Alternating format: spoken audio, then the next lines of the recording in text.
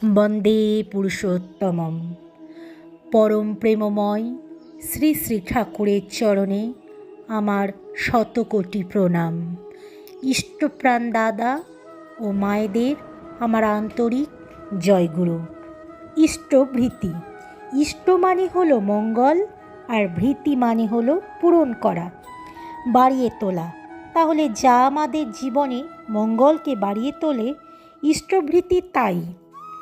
গুরুই যখন আমার জীবনে সব মঙ্গলের একমাত্র দিশা, তখন তাকে খুশি করে তৃপ্ত করে চলার মধ্যেই যে আমার ও আমার চারপাশের আর সবার মঙ্গল রয়েছে, এ নিশ্চিত। ইষ্টভৃতি সারাদিনের শত কাজের মাঝেও আমাদের তার ধ্যানে রাখে।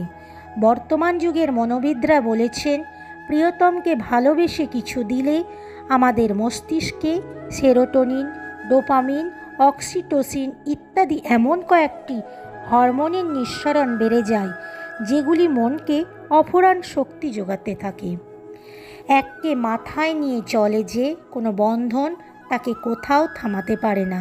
জীবনে যত ঝড় তুফানি আসুক, শেষ মুহূর্ত অবধি লড়াই করার তাকত থাকে বুকে। অন্তরে সে কোনো দিন হারে না, জীবনকে সে কোনো দিন হারায় না।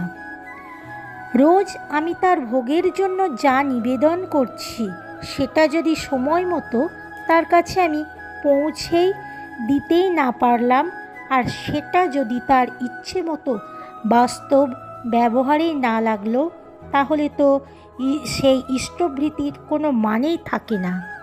শান্তি, শান্তি, শান্তি। জয় গুরু।